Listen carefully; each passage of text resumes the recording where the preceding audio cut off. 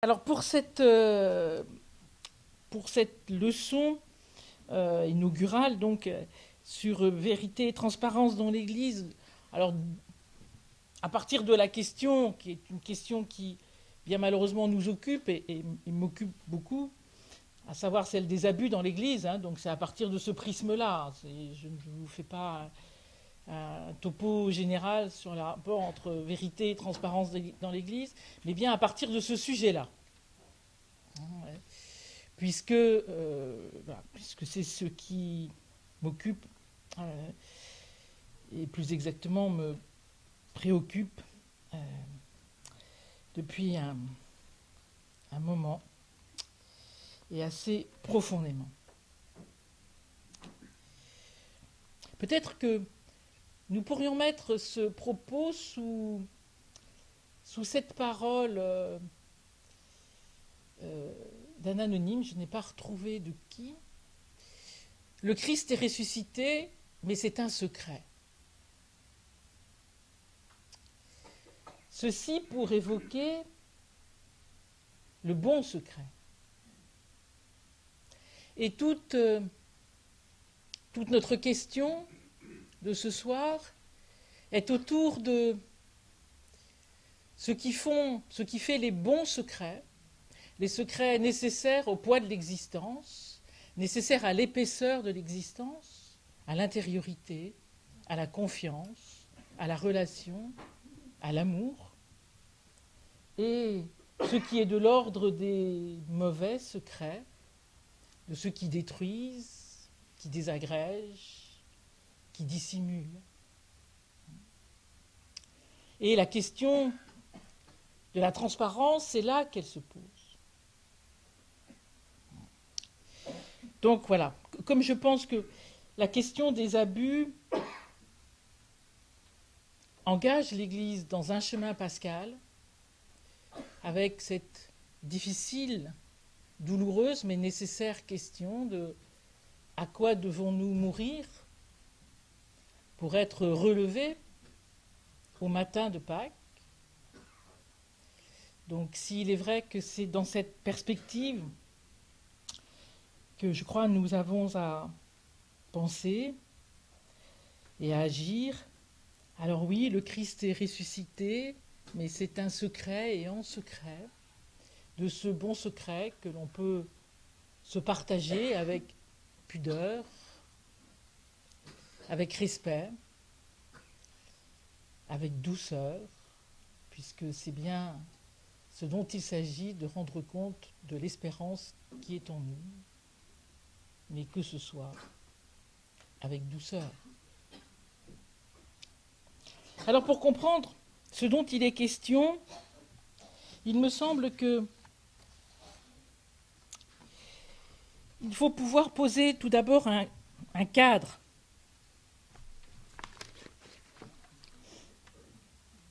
Au moins un contexte. Quand on regarde, en fin de compte, qu'est-ce qui fait scandale dans cette crise si grave? Ce qui fait scandale, me semble-t-il, vous pouvez bien évidemment avoir un autre avis, ce qui fait scandale, ça n'est pas seulement qu'il y ait des agresseurs du sein de notre Église. C'est un scandale. C'est tragiquement un scandale partagé de toutes les institutions, de tous les lieux d'humanité, bien tragiquement. Et s'il suffisait de repérer, s'il était possible de repérer les futurs pédocriminels, ça se saurait. Ce qui fait vraiment scandale, c'est que tout ça ait été tu. C'est que tout cela ait été dissimulé. C'est de réaliser, de voir, de lire, de comprendre, bien tragiquement, que des hommes, parfois des femmes, ont pu sévir pendant des décennies parce qu'autour, une sorte de secret s'est organisé. Parce qu'autour, par lâcheté, par compromission, par peur, par indifférence, parfois par obéissance, des hommes, des femmes, n'ont rien vu parfois même, alors qu'on peut penser que tel ou tel aurait pu voir, n'ont rien dit, n'ont rien fait. Et donc là où il était bien difficile de repérer que tel ou tel était un criminel, le scandale c'est que ce criminel ait pu sévir autant d'années, avec parfois bien des complicités.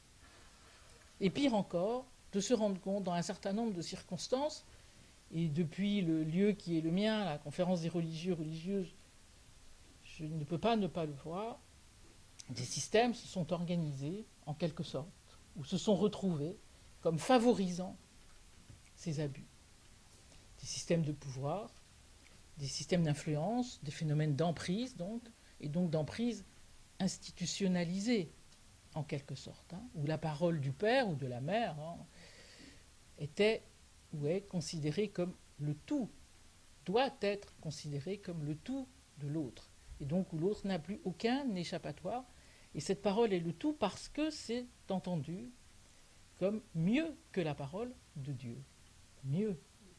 Parce que clair, contrairement à la parole, vous qui êtes là pour étudier, et entre autres faire de la Bible, et donc en comprendre la complexité, et combien il faut passer du temps, chercher, se parler, converser ensemble, pour tenter d'approcher un peu la vérité du texte. Mais si quelqu'un vous dit « Mais moi je sais quelle est la vérité du texte. Il suffit que tu fasses ce que je te dis. » Telle est la vérité du texte. Tu n'as rien à faire d'autre. La vie devient simple, sauf qu'elle devient tragique.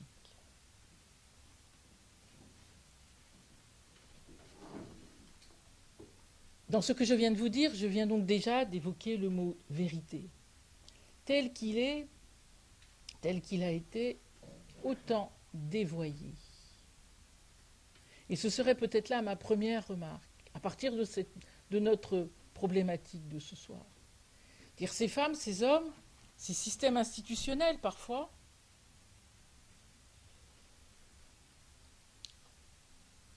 ont raconté, ont posé que la vérité c'était eux.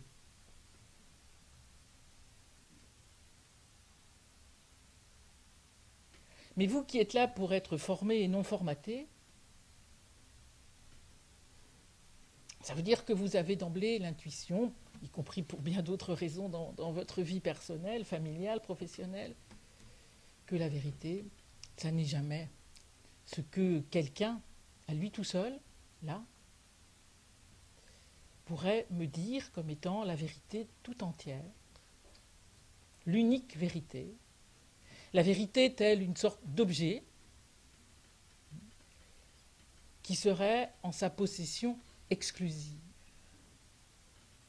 Le seul qui soit pour nous la vérité est en même temps le chemin et la vie, surtout. Autrement dit, la vérité chrétienne est toujours une vérité, d'abord d'humanité, et une vérité qui fait vivre, qui favorise de la vie. Et dans cette tragique question, la vérité, ce dévoiement de la vérité, aura servi très clairement, la cause de la mort, la cause de la destruction, la cause de l'anéantissement, la cause de l'empêchement d'aimer. Tant et tant de victimes que je rencontre et dont ce crime aura provoqué en eux, parfois pour toute la vie, quelque chose comme un empêchement d'aimer, une incapacité à pouvoir se fier. Tant il faut apprendre alors à se défier de tout un chacun, puisque ceux qui ont trahi, qui ont violé, violenté, étaient ceux-là même en qui je devais pouvoir poser toute ma confiance. Un père, une mère, supérieur de communauté, un formateur, une formatrice, de ceux vers lesquels vous allez, enfants, adolescents, adultes, sans défense, par excellence. Sinon, où pouvons-nous baisser les armes si ça n'est pas là? Où pouvons-nous laisser nos lances si ça n'est pas dans ces lieux-là, dans ces relations-là?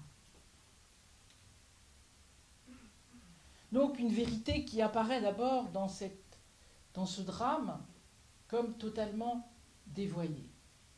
Et elle l'est d'autant plus que, pas tous, mais un certain nombre d'entre eux, pas tous heureusement, enfin je ne sais pas s'il faut dire heureusement d'ailleurs, dans ce malheur, mais ont théorisé sur cela, ont écrit des pages et des pages, des centaines de pages, parfois, pour justifier de cela, pour justifier qu'ils étaient, en quelque sorte,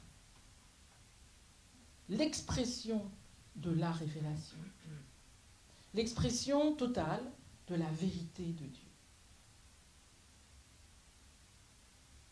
Donc, une vérité dévoyée ô combien humainement,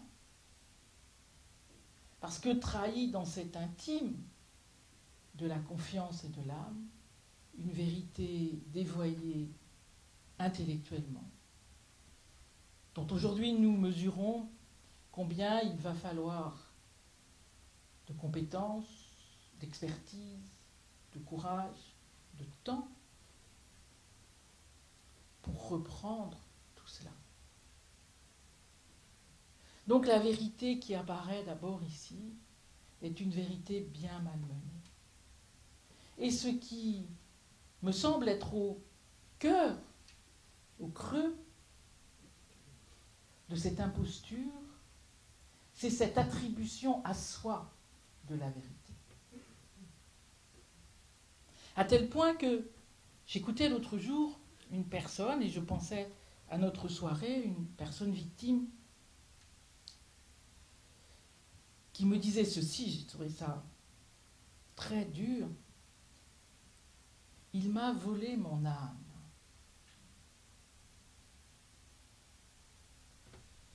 Cette personne était, comme toutes les personnes victimes, très croyante, qu'elle soit, qu'il s'agisse d'enfants, d'adultes, bien sûr, très croyante. Et ce que voulait son agresseur, c'était en quelque sorte qu'elle ne puisse même plus prier le vrai Dieu. Se retourner vers le Christ, car en quelque sorte, il en éprouvait intimement de la jalousie. Il devait être son tout. Et pour pouvoir être son tout, elle ne devait accéder à Dieu que par lui, que par ses instructions.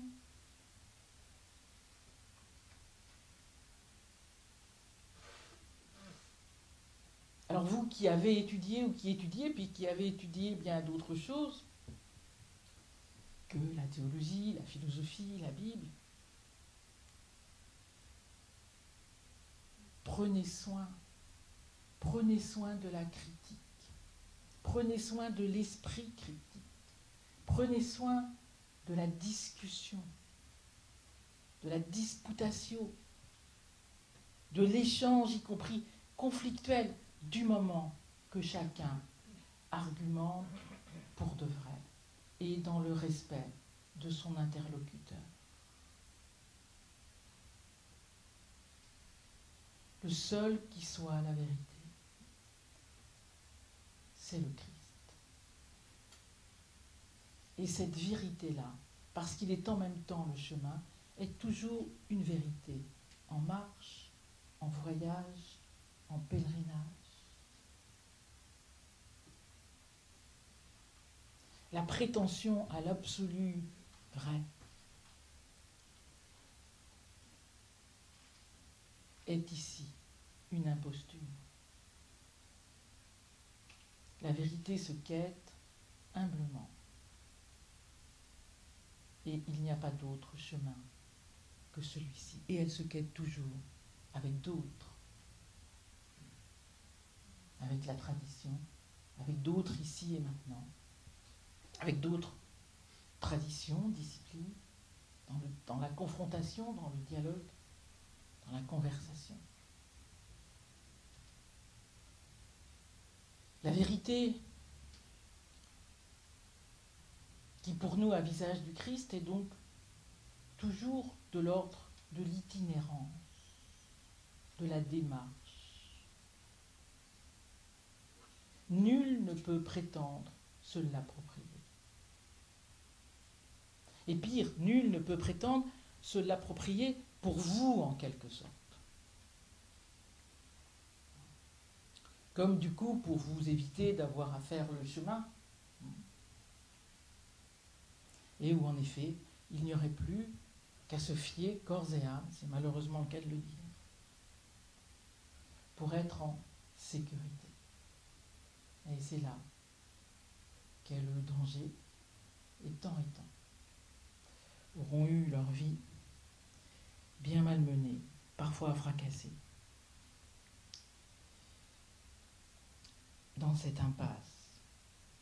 Donc, une vérité qui se révèle dans ce sujet comme dévoyée.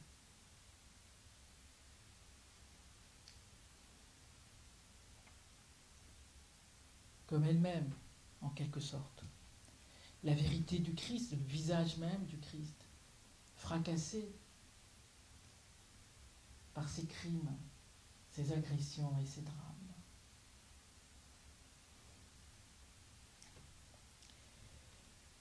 Deuxième, je ne veux pas vous plomber tout à fait la soirée, donc le sujet est ainsi. Deuxième élément, en contrepoint donc, enfin, je ne sais s'il faut tout à fait dire ça,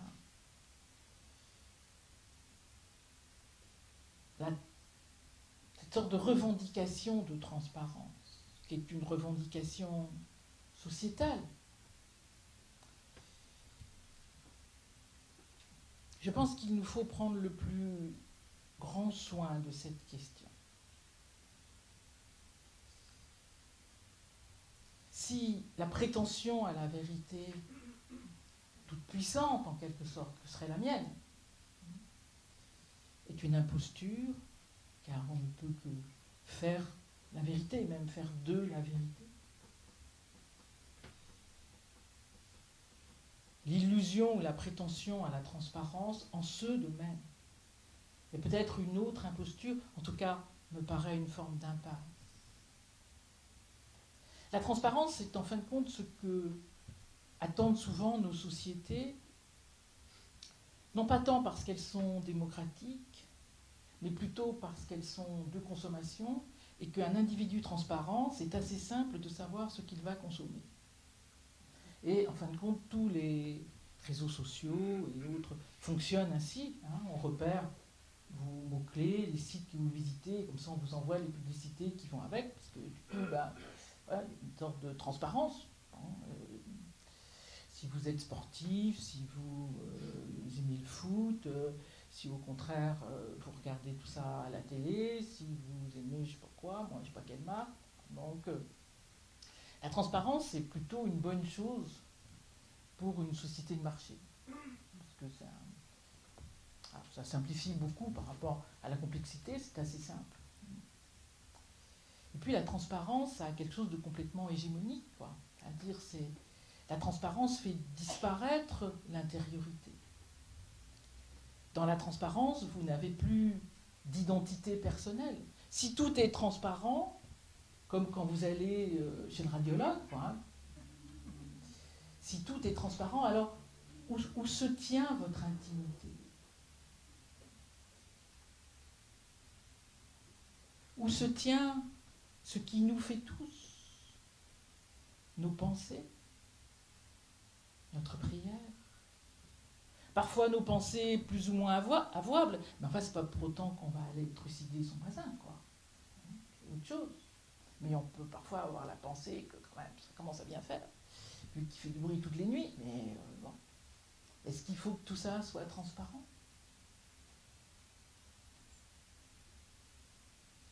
Donc je pense qu'il faut plutôt se garder de cette folie-là de la transparence, qui fait qu'il n'y aurait plus de confiance possible, plus sans doute d'amour possible, parce que les amours sont faits aussi de temps et temps de bons secrets, entre conjoints, vis-à-vis des enfants, entre amis,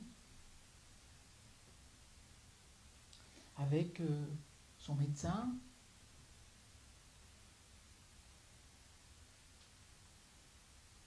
Tant de lieux qui réclament de l'intime. Et un intime protégé. Mais ce n'est pas parce que cet intime est protégé que je suis en train de cacher quelque chose de grave. C'est deux choses complètement différentes. Dire que l'intime doit être protégé ne veut pas dire que je puisse dissimuler des crimes ou des méfaits. C'est ça toute la difficulté, mais aussi toute la ligne de crête. Encore une fois, il est des bons secrets. Et ceux-ci doivent absolument résister à cette hégémonie de la transparence. Et d'ailleurs, la plupart, je ne sais pas, mais un certain nombre, en tout cas d'abuseurs, qu'il s'agisse de phénomènes d'emprise et d'agression sexuelle, surtout du côté, je ne sais pas si c'est surtout, mais entre autres du côté de communautés dites religieuses, ou de communautés religieuses, demandent cette transparence. Je pense à une communauté où la supérieure exigeait que toutes les semaines, les sœurs apportent un petit cahier avec toutes leurs pensées de la semaine, pour pointer les bonnes pensées et les mauvaises pensées. Voilà, ça c'est de la transparence. Autrement dit, vous finissez par ou ne plus pouvoir penser, donc vous devenez fou, ou folle, ou par vous culpabiliser de toute pensée. Et croyez-moi, ça marche, hein. Il suffit d'être pris dans ces raies, qui est comme une toile d'araignée. Une fois que la toile d'araignée est tissée, vous ne pouvez plus sortir de là. Parce que vous avez ce sentiment que c'est votre monde, que c'est le monde normal. Donc il ne faut pas du tout croire que les personnes qui se laissent ainsi enserrer seraient plus faibles, plus fragiles, plus je sais pas quoi, plus déséquilibrées que vous et moi. Pas du tout, c'est même parfois exactement le contraire.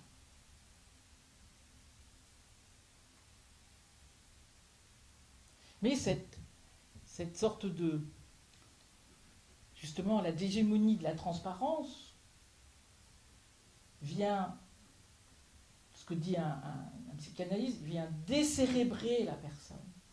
C'est une image très forte.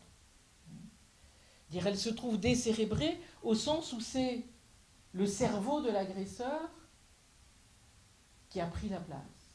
Ce qui fait que les victimes vous racontent, mais quand même, j'aurais pu résister, j'aurais pu ceci, j'aurais pu cela. J'ai pas eu assez de volonté. Ou peut-être en même temps que j'y suis pour quelque chose. J'y suis pour quelque chose. Mais forcément, qu'elles croient cela, puisque ça n'est plus leur propre esprit, leur propre volonté qui parlait en elles, mais le cerveau de leur agresseur, la volonté de leur agresseur qui parlait en elles, dans ce phénomène-là d'emprise.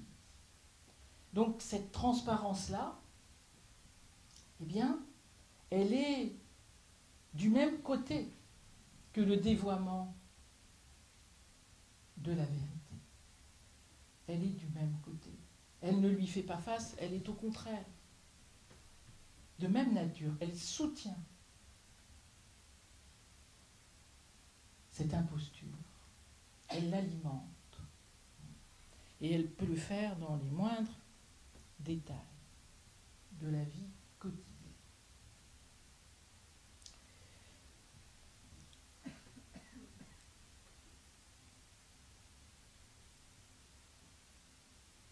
troisième réflexion, la question reste, mais alors, face à tous ces scandales, où est le chemin? Est-ce de la transparence? Est-ce de la vérité?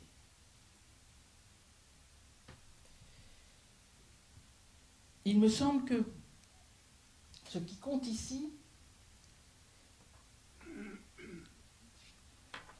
c'est de pouvoir signifier que ce qui est en jeu n'est pas d'abord n'est pas la transparence, qui de toute façon est inaccessible. Et heureusement qu'elle est inaccessible. Heureusement qu'elle est inaccessible la vie intime, y compris la vie intime. Ou d'abord, avant tout, la vie intime de la personne qui a subi ce crime.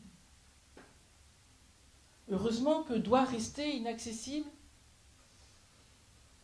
le mélange de tout ce qu'elle a pu vivre, ressentir. Qu'il ne manquerait plus que ça, de vouloir faire violence à cette intimité-là, après tant d'autres violences. Ce dont il est question alors, c'est de la clarté. Cela, c'est à portée d'humain. La vérité, il nous faut la chercher ensemble, et ensemble, à la suite uniquement du seul qui soit un homme totalement vrai, et un vrai homme, qui est le Christ. Nous revient à nous, dans ce domaine-là, de faire la clarté. Et c'est une lourde tâche. Faire la clarté, c'est faire en sorte que les victimes, pour autant qu'elles le peuvent, pour autant qu'elles le souhaitent, parlent. C'est faire en sorte qu'elles soient entendues, qu'elles soient crues, ce qui est une autre épreuve. Tant de victimes ne parlent pas, parce qu'un jour elles ont parlé, et qu'elles n'ont pas été crues. Pas seulement dans l'Église.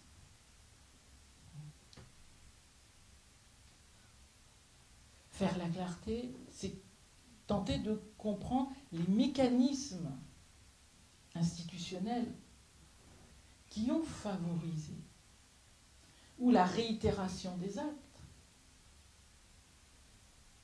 parfois même le passage à l'acte, les mécanismes qui ont pu camoufler l'agresseur si longtemps, qui parfois dans certains lieux font que nous nous retrouvons avec, si j'ose dire, une sorte de cohorte d'agresseurs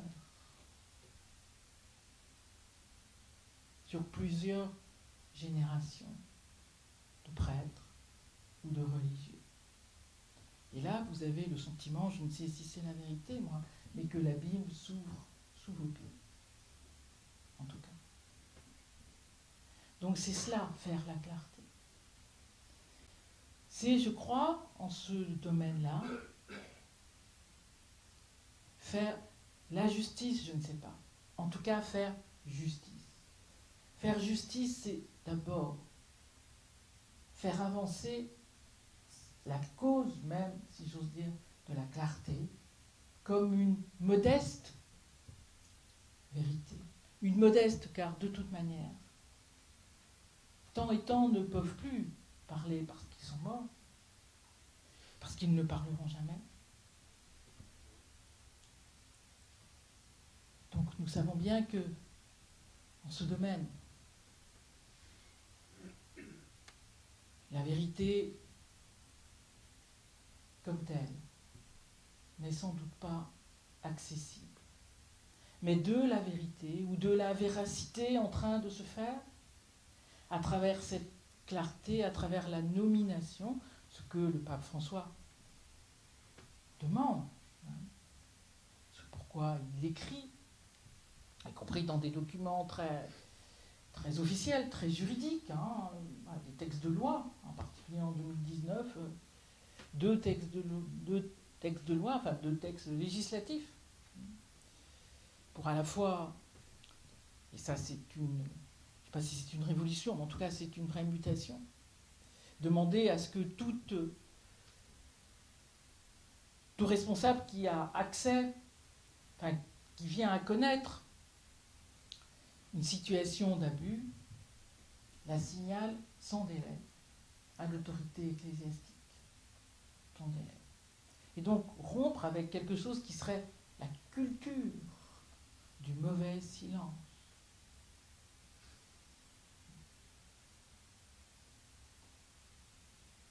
Et un autre texte un peu plus tard, un rescrit,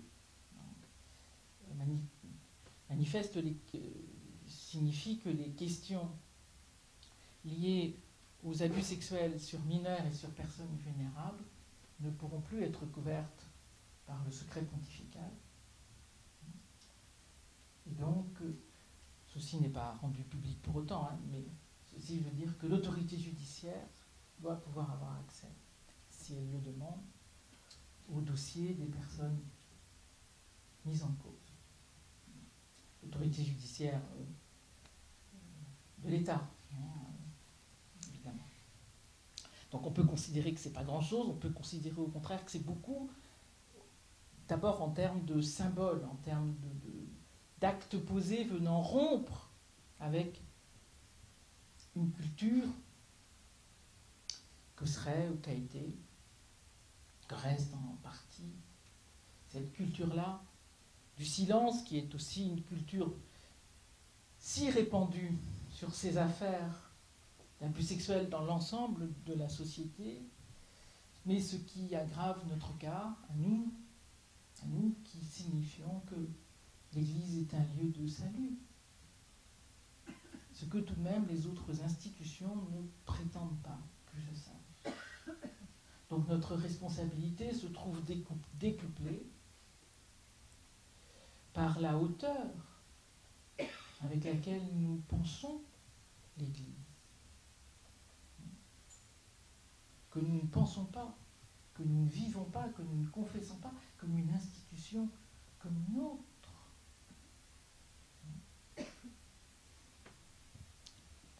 Donc,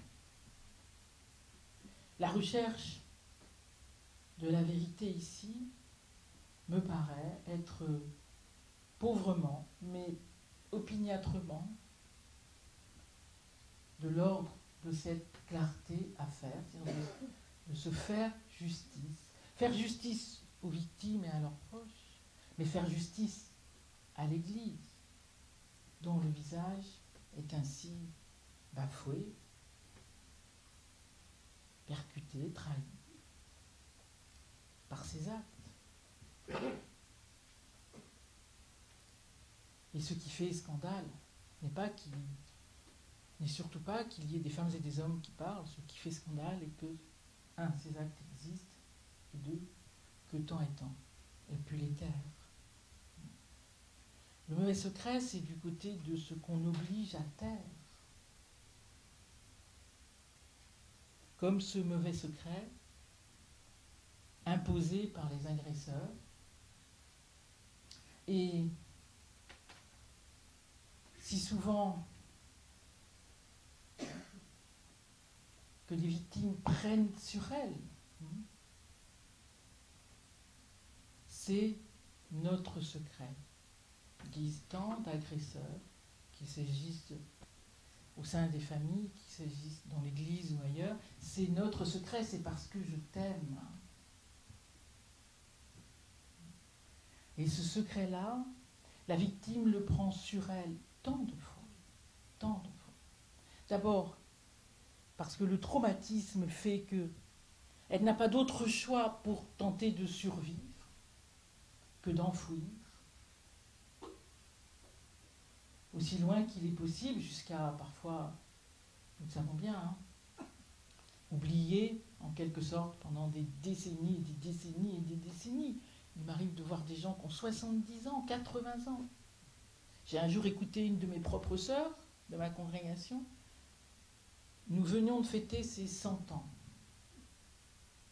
Ses 100 ans. Cette sœur vient me voir. Elle avait toute sa tête. Elle est décédée depuis. Et elle me dit, tu sais, je voudrais quand même te dire quelque chose. j'ai été violée par un prêtre quand j'avais 12 ans. Cette femme en avait 100. Elle n'avait, en tout cas c'est ce qu'elle m'a dit, jamais parlé. Et pendant au moins 30 ou 40 ans, sa conscience, au sens d'être conscient qu'il fait nuit, sa conscience avait oublié. Et puis un jour, parce que 1001 circonstances font que ceci ressurgit, souvent par bribes, et non pas tout d'un coup, un jour les choses sont remontées. Elle avait 100 ans. Et je peux vous dire que quand elle m'en a parlé, elle se souvenait de l'odeur de son agresseur à 100 ans. Autant dire, le crime reste contemporain de sa victime. Si on ne comprend pas ça, on ne comprend pas ce sujet. On ne comprend pas pourquoi il est si lourd. Pourquoi il nous faut aller jusqu'au bout et nul de nous ici ne sait où se trouve ce bout. Mais il faut aller jusqu'à ce bout que nul ne connaît aujourd'hui. Parce que s'il y a des histoires très récentes, s'il y a des histoires plus anciennes et d'autres très anciennes, ça c'est dans la temporalité chronologique, mais dans l'histoire du sujet, dans l'histoire de la personne. Pas pour toutes, parce que les victimes ne forment pas une communauté, chacune a sa singularité, sa propre histoire, les événements qui lui sont arrivés avant, après, bien évidemment. Mais pour beaucoup d'entre elles, le mal subi leur est toujours contemporain. Il y a des gens que je vois depuis longtemps maintenant, qui, chaque fois qu'ils m'en parlent, éprouvent la même émotion. Et ça ne veut pas dire que ces gens n'aient pas fait de chemin, bien sûr que si. Et puis d'abord, je ne vois pas très bien qui nous serions pour en juger, mais c'est pas ça. Mais la douleur reste contemporaine.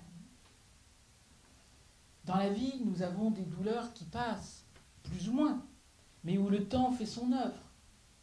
Nos deuils, y compris parfois nos deuils impossibles, sur le moment, si nous sommes aimés, si nous sommes estimés, si nous avons des lieux qui nous gratifient dans la vie, donc ça fait un certain nombre de si quand même,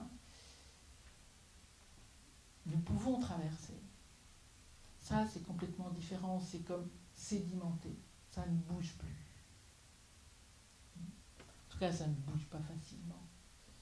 Et surtout, tant que la personne n'a pas pu entrer dans une parole de confiance, une parole longue, et une reconnaissance de ce qu'elle a subi. Il est bien difficile de dire que quelque chose pourrait se réparer en elle. Donc, voyez, le secret, c'est ce secret, ce mauvais secret, c'est ce mauvais secret imposé par le bourreau, parfois imposé par le système. Vous avez dû lire cela, ou l'entendre pour des proches, je ne sais pas, mais ou le lire pour d'autres, dans les journaux, ailleurs, je ne sais pas. Ces enfants victimes, ou ces adultes, ou parfois les parents de ces enfants qui ont essayé de parler, et à qui on a répondu, mais vous ne pouvez pas faire scandale, madame. Vous allez abîmer l'Église, vous allez abîmer la communauté. Alors il faut pouvoir s'interroger sur qui abîme la communauté, sur qui abîme l'Église. Sinon ceux, parfois celles, qui commettent ces actes, et ceux et celles qui ne parviennent pas, ou n'osent pas, ou ne peuvent pas, ou ne veulent pas, ou n'ont pas voulu, ou n'ont pas pu agir.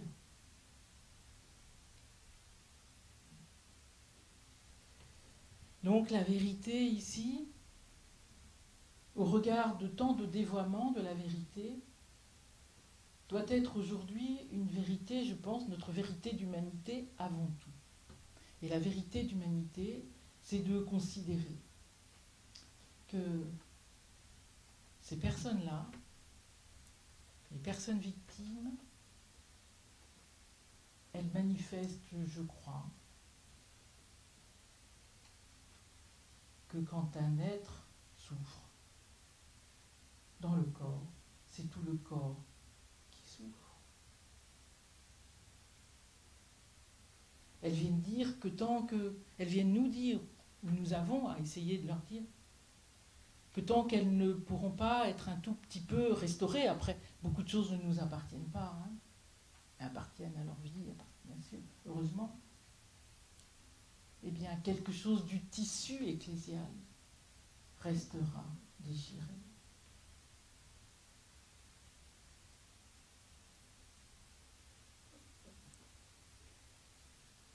La vérité, faire la vérité, c'est cela, je crois, aujourd'hui. Et cette vérité-là ne peut pas s'accommoder, ne peut pas continuer à s'accommoder des mauvais secrets de ce que l'on dissimule. Cette vérité-là, par contre, a besoin des bons secrets, ceux de la confiance, ceux de l'intime, de l'intériorité, ceux, en fin de compte, du mystère, que l'autre reste autant que moi. Elle a besoin de ce bon secret pour se protéger, non pas pour se cacher, encore une fois, au sens de se dissimuler, mais pour se protéger, et chacun de nous en a besoin.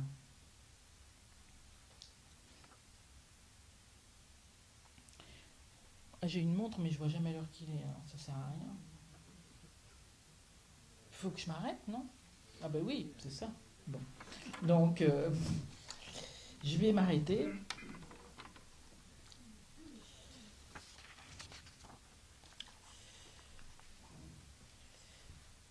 Pour conclure, enfin, je ne sais pas s'il y a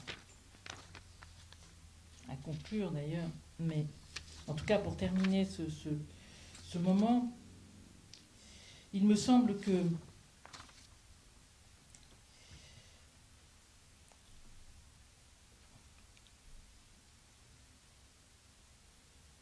l'œuvre de la vérité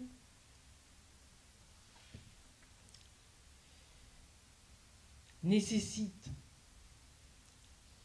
notre détermination.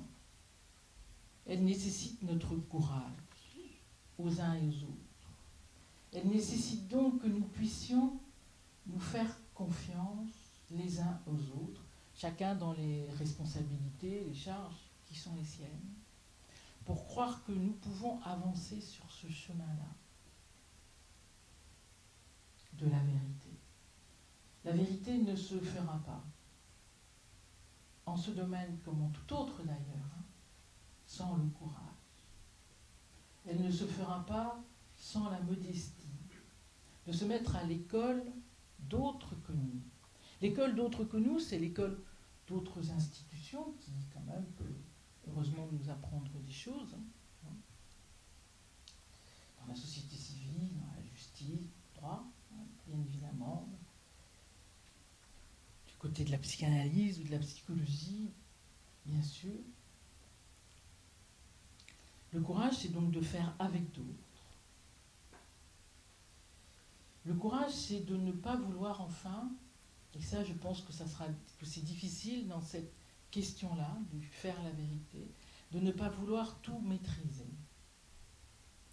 Ça me frappe beaucoup et je terminerai là-dessus en écoutant nombre de personnes victimes qui sont, pour un certain nombre d'entre elles, restées croyantes, ce qui fait mon admiration quotidienne. Vraiment. Quotidienne, disent que quand elles ont été agressées, et parfois ceci a duré des mois, des années, de longues années, elles ont été réduites à l'état d'objet. À l'état d'objet de jouissance, d'objet de plaisir, d'objets de pouvoir, par leurs agresseurs. Et leur question, c'est, mais alors aujourd'hui, vous voulez encore tout décider pour nous? C'est-à-dire que vous nous écoutez, mais après vous allez décider. Est-ce qu'il y a un moment donné où, en fin de compte, vous pourriez tout simplement vous rapetisser un peu, comme nous on a été mis par terre, comme nous on a été écrasés. On ne vous demande pas de vous écraser, mais au moins vous rapetisser un peu. Eh bien, je crois vraiment, et je pense qu'à vrai dire, dans ce chemin pascal, c'est peut-être cela. La question de mourir à ce qui doit mourir pour être relevé par le Christ, qu'il nous faut ensemble, à la fois chacun à sa place, mais ensemble, comme communauté croyante, comme communauté d'humanité, nous rabaisser un petit peu, nous rapetisser un petit peu. Ce serait une belle chose. Je vous remercie.